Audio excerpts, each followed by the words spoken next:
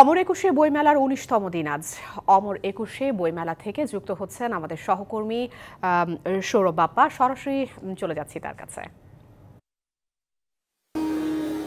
আপনি ধন্যবাদ আমাকে। অমর একুশে মেলার আজকে ১৯তম মেলার ১৯টি দিন কিন্তু অতিবাহিত হচ্ছে আজকে নিয়ে, এবং আজও কিন্তু আমরা দেখছি নানা বয়সী পাঠকদের এবং লেখকদের এবং প্রকাশকদের যে মিলন মেলা, সেটি কিন্তু জমে উঠেছে কম বেশি। প্রকাশকদের আশা এইবারও আর বিভিন্ন সময়ের মতো ক্রেতাদের চেয়ে দর্শনার্থীদের সংখ্যাই বেশি, এবং বইয়ের মূল ক্রেতাদের সংখ্যা কিছুটা কম বলে প্রকাশকরা আমাদের জানাচ্ছেন। তারপরেও নানা শ্রেণী পেশার মানুষ কিন্তু মেলায় আসছেন, এবং তাদের এই যে পদচারণায় মুখরিত হয়ে ওঠার বিষয়টি, সরোয়ার্দী প্রাঙ্গণ এবং বাংলা একাডেমি প্রাঙ্গণ, এটিও কিন্তু অনেক বড় বিষয়। কারণ একটি মহৎ উদ্দেশ্যে বা বড় কোনো উদ্দেশ্যে, সৎ একটি উদ্দেশ্যে যখন অনেক হয় এবং তাদের ইচ্ছা শক্তি এক জায়গায় মিলিত হয়, সেটি কিন্তু সমাজের জন্য একটি ইতিবাচক ভূমিকাই রাখে। আমাদের সাথে আপনি এই মুহূর্তে আছেন প্রথা বিরোধী কবি এবং লেখক হিসেবে খ্যাত কুমার সুশান্ত সরকার। আমরা কথা বলতে চাচ্ছি, আপনারা তো একটি সংগঠন করেছিলেন যেটা মূলধারার লেখকদের থেকে বাইরে গিয়ে প্রথা বিরোধী লেখক কবি সংঘ, এবং সেটির প্রতিষ্ঠাতা সভাপতি আপনি। মূলধারা থেকে বেরিয়ে প্রথা বিরোধী লেখক এবং কবি সংঘ গঠন, এবং কি ধরনের লেখা? আসলে আমরা পূর্বসূরি থেকেই শিক্ষাটা নিই, কিন্তু পূর্বসূরি সেই এথেন্স থেকে শুরু করে ল্যাটিন থেকে জার্মান বা আমাদের ভারতবর্ষের উপমহাদেশ টু বাংলাদেশ আমরা চর্চা করে সাহিত্য, দর্শন, রাজনীতি, অর্থনীতি, সমাজনীতি, নৃতাত্ত্বিক বিভিন্ন বিষয়ে আমরা চর্চা করে দেখলাম যে এ যাবৎকাল গতানুগতিক পৃথিবীতেই বেশি সংখ্যা গা ভাসিয়ে দেয়, যা থেকে জন্ম নেয় কুসংস্কার, অন্ধবিশ্বাস এবং মৌলবাদিতা, সাম্প্রদায়িকতা। এখান থেকে উত্তরণের পথটা কি? এই উত্তরণের পথ খুঁজতে যে আমি ফরাসি বিপ্লবের সবচেয়ে মূল্যবান যে নায়ক রুশো, তার একটি বাণী আছে, মানুষ স্বাধীন হইয়া জন্মগ্রহণ করে কিন্তু প্রতি পদে সে থাকে শৃঙ্খলিত। আমি এই কথাটা স্টাডি করতে যে কার্ল মার্ক্সের ১৪০ বছর আগে ব্রিটেনের সমাধিতে লেখা আছে, দার্শনিকরা এ যাবৎকাল জগৎটাকে ব্যাখ্যা করেছে শুধু আসল কথন করা গতানুগতিক পরিবর্তন থেকে গুণগত পরিবর্তন। এই গুণগত পরিবর্তনের বিষয়টা স্টাডি করতে যেয়ে দেখলাম যে এখানে যে আমরা সমাজ ব্যবস্থার বিষয়টা দেখতে পাই, সেখানে আমরা পেয়েছি আদি সাম্যবাদী সমাজ ব্যবস্থা, এরপরে পেয়েছি দাস সমাজ ব্যবস্থা, এরপরে পেয়েছি সামন্তবাদী সমাজ ব্যবস্থা, এরপরে পেয়েছি গণতান্ত্রিক বা বুর্জোয়া সমাজ ব্যবস্থা, অবশেষে পেয়েছি সমাজতান্ত্রিক সমাজ ব্যবস্থা। এই 5টি সমাজ ব্যবস্থা মানুষ পৃথিবীতে দেখেছে, কিন্তু আমরা এই 5টি সমাজ ভালো করে ব্যাখ্যা করে পড়াশুনো করে জেনেছি যে ইতিহাসের রায় সমাজতন্ত্র, সেই থেকে সাম্যবাদ।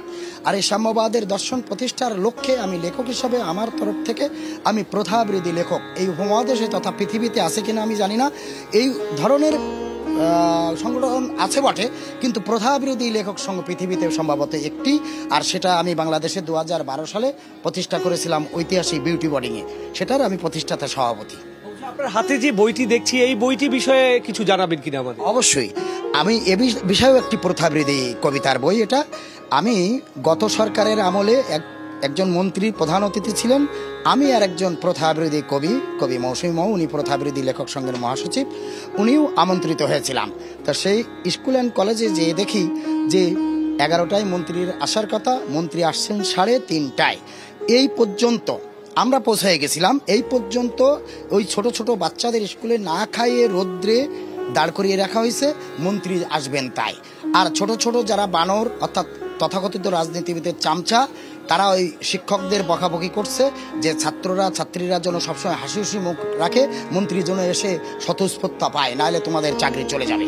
তো এই যখন মন্ত্রী আসলেন, আমরা পাশে বসলাম সেই 3:30টায়, বহু ধরনের খাবার এবং বহু ধরনের কথাবার্তা চলছে। আমি ওইটা দেখে, এই অমানবিকতা দেখে আমি আর ওই কবি খাওয়া দাওয়া না করে ওখানেই বসে লিখলাম অমাননীয় মন্ত্রী। আর ওই কবিতাটা দিয়ে অনেক কবিতা লিখে পরের আমি প্রকাশ করলাম অমাননীয় মন্ত্রীকে আমি মানি না। এই প্রথাবদ্ধ এবং বুর্জোয়া রাজনীতির মাধ্যমে দেশে একটি ফ্যাসিস্ট সমাজ ব্যবস্থা যেমন তৈরি হয়, তেমন রাষ্ট্র ফ্যাসিস্টের দিকে অতিবাহিত করে, এবং তার প্রমাণ আমরা বহু বছর এবং বিএনপি ব্যবস্থা দেখেছি। সেখান থেকে আসলে আমরা বর্তমান উত্তরণ হওয়ার চেষ্টা করছি। হয় বর্তমান যে সরকারের, আমরা আশা করি একটি সমাজতান্ত্রিক ও সাম্যবাদী চিন্তার বহিঃপ্রকাশ এই সংবিধান না তৈরি করলে এ থেকে এর গতানুগতিক ভাব আবার ফিরে আসবে, সমাজতন্ত্র এবং সাম্যবাদ এখান থেকে উত্তরণ ঘটাবে। সেক্ষেত্রে লেখকদের কি ভূমিকা থাকতে পারে, আপনাদের কি ভূমিকা রাখছেন আপনারা এই মুহূর্তে? আমরা আসলে যেহেতু আমরা রাজনীতিবিদ না, আমরা কোনো সন্ত্রাসী না, আমরা কোনো ব্যবসায়ী না, সুতরাং আমরা লেখক, কবি, সাহিত্যিকরা লেখার মাধ্যমেই আমরা এটা প্রকাশ করব। সেই চিন্তা, সেই ধারণা, সেই সত্য, সেই সুন্দর ধারণ করবে রাজনীতিবিদ, অর্থনীতিবিদ, সমাজনীতিবিদ, সংবিধান যারা রচনা করেন তারা ধারণ করে একটি এখান থেকে সুন্দরের সত্য উপলব্ধি করে ওনারা একটি সংবিধান দেবেন। সেই সংবিধানের অনুযায়ী দেশ পরিচালনা হবে, আমি এটাই আশা করি। এই কারণে লেখকদের মানে যে ভাষ্য সেটা লেখার মাধ্যমে, কারণ আপনি দেখেন 2500 বছর, 3000, 2000 বছর আগে বিভিন্ন দেশের যেসব কবি সাহিত্যিকের আমরা অতটা মূল্যায়ন করিনি, তাদের গুণগত মান ভালো ছিল বলে আজকে তাদের চিনি, কিন্তু সেই সময় ব্যবসায়ী বিশ্বের শ্রেষ্ঠ ধনী অথবা রাজা বাদশাদের ফুটনোটে খুঁজে বের করতে হয়। তাই হয়, সৃষ্টিশীলতাই বেঁচে থাকে এবং টিকে থাকে। আমাদের এই মুহূর্তে আমরা কথা বলবো মেলার অপর প্রান্তে আমাদের সহকর্মী মানজুভা নীলিমার সাথে। নীলিমা, আপনি কেমন দেখছেন মেলার আজকের সার্বিক পরিস্থিতি এবং লেখকরা কি বলছেন?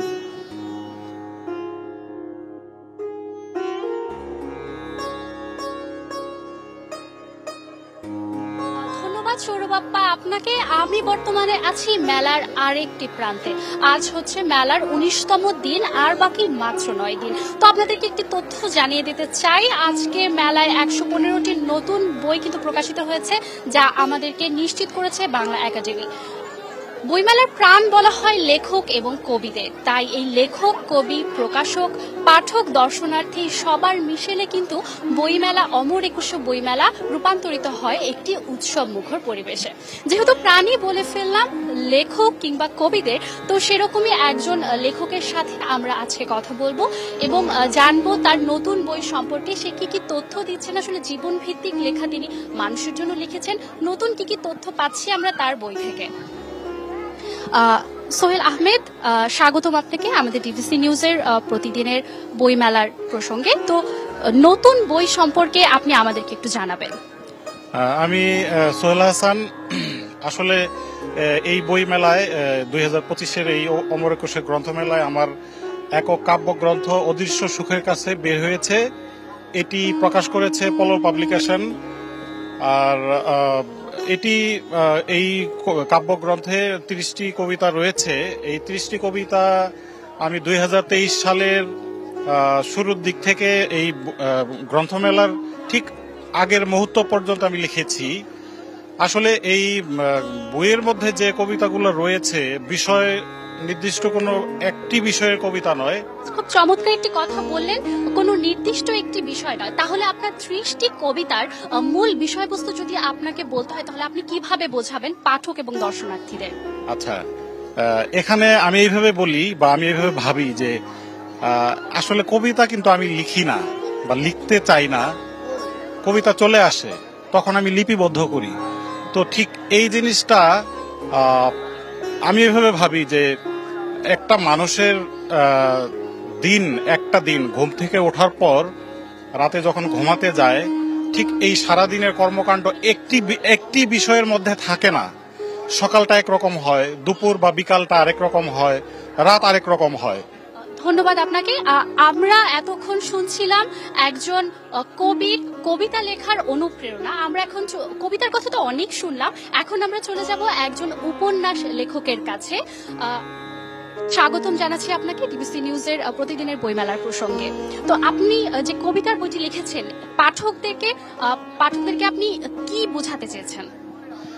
শুভ অপরাহ্ন, আমি সাজিদ রহমান। এই বইমেলায় আমার একটি উপন্যাস এসেছে আলমপনার দরবারে। উপন্যাসটি এনেছেন অ্যাডন পাবলিকেশন থেকে, আর আমার এটা 3য় বই। এর আগে আমি 2টি গল্পের বই এসেছিল আমার 2022-এ এবং 2024-এ, আর এবার আমি উপন্যাস নিয়ে এসেছি। আমার এই উপন্যাসের নাম থেকেই হয়তো কিছুটা পাঠকরা বুঝতে পারবে যে এটা একটা হিউমার এবং স্যাটায়ার সমৃদ্ধ একটি উপন্যাস। চমৎকার একটি কথা শুনলাম, হিউমার এবং স্যাটায়ার ভিত্তিক একটি উপন্যাস। উপন্যাসের মূল বস্তুটা যদি পাঠকদের উদ্দেশ্যে একটু জানিয়ে দিতেন। আসলে আমাদের যে সমাজ বর্তমানে বা দীর্ঘদিন ধরে যে সমাজটা চলে আসছিল, সেই সমাজে আমাদের প্রতিটা দিন, প্রতিটা পরিবারে, প্রতিটা সমাজের অংশে বা রাষ্ট্রীয় পর্যায়ে নানা ধরনের অসঙ্গতি আমরা দেখতে পাই আর কি। সেই অসঙ্গতিগুলো একটা গল্পের মাধ্যমে গেঁথে আমি একটা উপন্যাস করেছি, যার প্রতিটি অধ্যায়ে বা প্রতিটি পাতায় পাতায় হিউমার করা হয়েছে আর কি। ধন্যবাদ জানাতে চাই আমি আমাদের দুই লেখককে। বইমেলায় কিন্তু এবার অনেক নতুন নতুন বই আসছে, তার মধ্যে মোটিভেশনাল বই থেকে শুরু করে উপন্যাস, কবিতা, বিভিন্ন ধরনের নতুন ব্যতিক্রম আমরা কিছু বই কিন্তু দেখতে পাচ্ছি। তো বইমেলার এই প্রান্ত থেকে আমার কাছে দুই লেখক এবং সম্পূর্ণ সমগ্র বইমেলার এই ছিল আমার কাছে এই মুহূর্তে শেষ তথ্য, এবং আমি আবার চলে যেতে চাচ্ছি সৌরভ আপ্পার কাছে।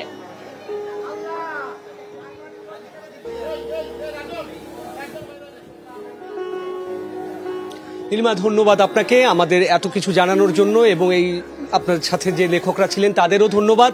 এবং দর্শক দেখছিলেন মেলার 19তম দিনে এভাবেই জমে উঠেছে বইমেলা, এবং সামনে যেহেতু 21শে ফেব্রুয়ারি আন্তর্জাতিক মাতৃভাষা দিবস এবং সেই সাথে আমাদের মহান শহীদ দিবস, সেই দিন থেকে শুরু করে নিশ্চয়ই মেলার যে ভিড় আরও বাড়বে, দর্শনার্থীদের পাঠকদের সমাগম আরও বাড়বে এমন আশাই রাখছেন প্রকাশকরা, আমরাও সেই আশাই রাখছি।